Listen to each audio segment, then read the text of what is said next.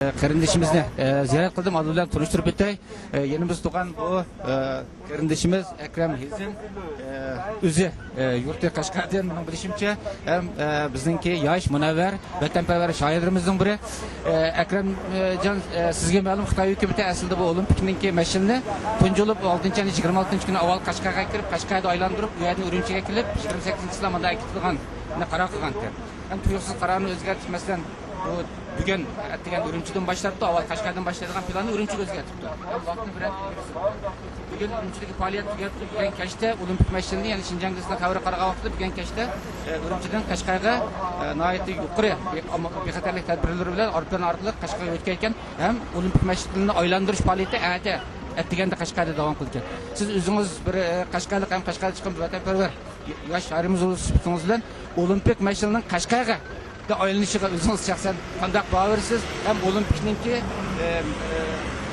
burun hozirgacha bo'lgan mezgilda Xitoy hokimiyatininki Qashqar rayonida yapırıvatkan bastırış siyasetleri o'zingiz shaxsan qanday qaraysiz? Qarindoshlarımizga ma'lum, Qashqar Uyg'urlar to'plashib o'tiraqlashgan bir rayon. Bu yerda milliy kayfiyat boshqa har qanday qaragandan nihoyatda yuqori. Xitoyning bu qitimqi olimpik mash'alining vaqtini ostin-ustin qilishidagi maqsadning birimi Qashqarda bu qitim olimpik qarshi bir jiddiy voqeaning yuz berib qilishining oldini olish uchun iborat.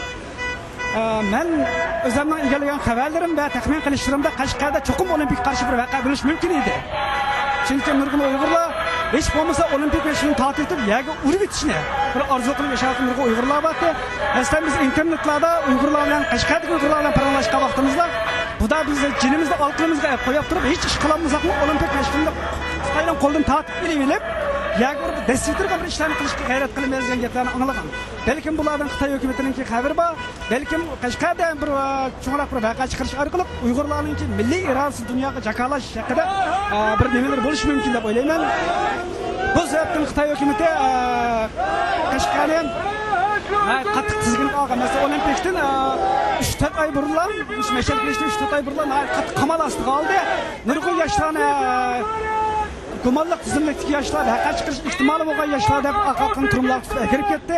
Bularning ba'zidan hatto olimpik oxirlashgandan bir necha oydan keyin qo'yib berilganligini tilga Xitoy. Demak, Qashqarda bir voqea chiqishni Xitoy hukumatining taxmin qilgan, biz mana shunday o'ylaydik. Demak, Xitoy va olimpik vaqtini, mash'alning vaqtini o'zgartirish orqali bu oldini olmoqchi bo'ldi. Meningcha, men yana umidvorim, mayli Qashqar bo'lsin, mayli Urumchi bo'lsin, cho'qim olimpik qarshi bir voqea bo'ladi deb qarayman. Ham buni normal deb his qilaman. Chunki xalqningki g'azab nafar chekinglatdi, pichoq sumoki yetdi. Bu holatda cho'qim bir ish qiladi deyman, ham buni qo'llayman. Mesela Ekrem efendim, siz nayet doğru analiz kıldınız. Bu Xitoy hukumati, mesela bu şundak çoğun tevekkülçülük qaramasdan bu ataydan bu Qashqarni olimpik mash'alni aylantirgan shaharlarning biri qilib, muxtliq shaharlarning biri qilib tanlashidagi bu maqsad nima bu qadar buncha tevekkülçülük qilib? Bunda tanlashdagi maqsad bir Xitoy Uyg'urlarning qarshilik harakatini yo'q chiqarish.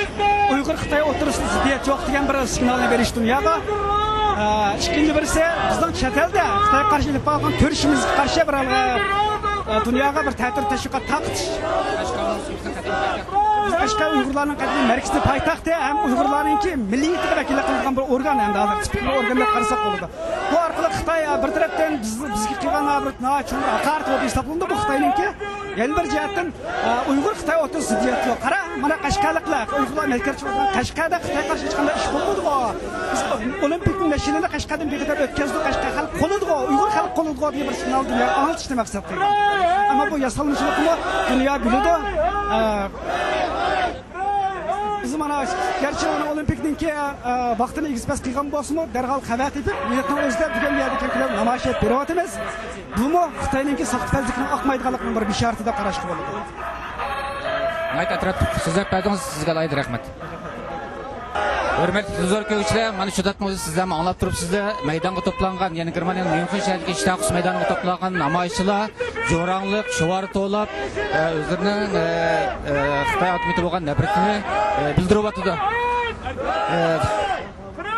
Hürmetli huzur kökçüler, men namayışçıyan diyana Uyg'urlarningki samimiy do'stlarining biri bo'lgan.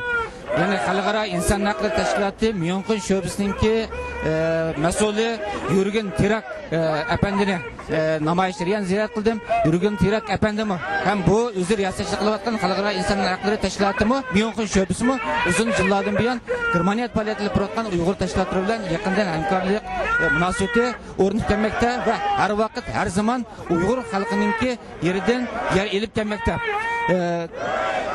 Hürmetli Yurgen Tirak efendim, sizin hareketim Uygurların namayişli körmen asas çetnem namayişleri turup katışıyorsunuz. Bir Uygur buluş bilen sizge alaydı. Rahmet eytimen. Yurgen Tirak efendim, siz bu Halkara İnsan Hakları Teşkilatı Myunxen şubesinin mesulü sıfatınızdan bu Germaniya'daki bu Germaniya'daki Uygur teşkilatlarınınki faaliyetlerinin terakkiyatıga siz qanday qaraysiz terakkiyat Ich möchte Sie beide ganz herzlich bedanken. Selbstverständlich, ich sehe Sie immer bei der Demonstrationen von uigurischen Vereinen hier. Seit Jahren sind Sie dabei. Wie können Sie uns sagen, wir haben uigurische Vereine hier, ihre Demonstrationen, wie haben Sie das entwickelt? Also was können Sie über diese Aktivitäten der Uiguren hier sagen? Ja, zuerst habe ich von dem Problem, das die Uiguren haben im Jahr 1995 erfahren, und zwar durch den Asghar Can, der neben mir steht. Und seitdem verfolgen wir das Schicksal der Uiguren, und weil es in München eine so starke Gemeinde gibt, die viele Aktivitäten hat, öfters Demonstrationen und Informationsveranstaltungen, hat sich im Laufe dieser mehr als 10 Jahre eine gute Zusammenarbeit entwickelt, und im Rahmen dieser Zusammenarbeit bemühe ich mich, alle Termine zu diesen Veranstaltungen wahrzunehmen, die ich wahrnehmen kann. Ben Uygurlarni 1995 yili Asqarjon orqali tanıdım. Shu 1995 yildan tortib Uygurlarninki har faoliyatlariga qatnashib kelyapman. Men bu yerki inson haqlari tashkilotininki Myunxdagi mas'uli bo'lish bilan o'zimni mana shundaq Uygurlar bilan aloqali konferanslarni uyushtirdim. Bu yerda Uygurlar albatta Germaniyada eng chiq Myunxda bo'lgani uchun bu yerdagi harakatlarini men yaqindan ko'zlab turyapman. Borgan sari Uyg'ur tashkilotlari bu yerda jonlanib taraqqiy etib, hozir Uyg'urlarni ya'ni butun Germaniyada hammasi taniydi. Hatto buning sirtida Yevropada undan ishlarni etib beryapti. Yurgen Tirak efendim, sizce bu Xitoy bu hakimiyeti olimpik yani dünya tinchligininki do'stlig'ining simvoli bo'lgan bir olimpikni o'tkazish salohiyatiga egami sizcha? Bu shunday bir mashalninki, masalan, bu shunday bir tinchlikninki simvoli bo'lgan olimpikni, ham shuni uning mashalninki, ya'ni inson haqlari og'ir darajada dafsanchilik ishlayotgan Sharq Turkiston rayoniga kirilishiga o'zingiz shaxsan qanday qaraysiz? Was halten Sie davon, dass die die chinesische in China Olympische Spiele durchgeführt wird in einem Land, wo die sehr stark Menschenrechte verletzt werden, erfüllt die Voraussetzungen, Olympische Spiele durchzuführen? Natürlich ist meine Antwort klar, das ist nicht der Fall. Die Olympischen Spiele hätten nicht vergeben werden dürfen an die Volksrepublik China. Ich habe beispielsweise im Jahr 2001 mit zu denen gehört, die in Genf vor dem Olympischen Komitee demonstriert haben, noch im Vorfeld der Vergabe an China. Meine Organisation hat sich gegen die Olympischen Spiele ausgesprochen, und es ist nicht zu verstehen, dass man nur nach dem Prinzip Hoffnung diese Spiele vergeben hat. Das Olympische Komitee hat gesagt, diese Entscheidung fördert die Menschenrechte, und dabei ist klar, es wird ein Riesenmechanismus in Gang gesetzt, den man kaum mehr stoppen kann, weil viel zu viele Interessen hängen dran, von den Athleten, von den Sponsoren. Man hat dem Regime eine Anerkennung gegeben, es sei ein normales Regime durch die Vergabe der Olympischen Spiele, und das war falsch. Albatta mening bu savolga javobim qat'iy Xitoy olimpik o'yinlarni o'tkazish shartlarini to'shqozmaydi. Xitoyga olimpiyani o'tkazish, Xitoyda o'tkazish berilmasligi kerakdi. Hatto men o'zim 2001-yili bizning tashkilot bilan Jenevada olimpik komitesiga qarshi namoyish etgan, chunki Xitoyga berilmasin deb. Xitoyda shunda inson haqlari shunda dafsanda bo'layotgan va boshqa millatlarningki haq huquq dafsanda bo'lib, ularga besim ishlatgan bir davlatda nemini o'tkazish to'g'ri emas. Lekin endi bunga hozir berildi.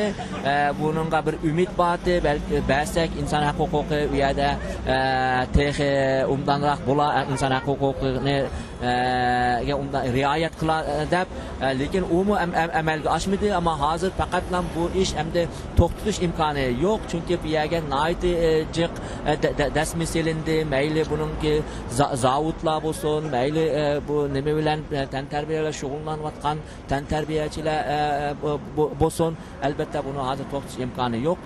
Shunda bo'lsa-mu biz yana mana shunday namoyishlarni qilib turishimiz kerak, xalqningki diqqatini qo'zg'ashimiz kerak va Xitoyningmi inson haq huquqi rioyat qilishi va hozirgacha qo'l qo'ygan xalqaro to'xtamlarga rioyat qilib insonlarga hurmat qilish kerak. Sizga rahmat aytaman.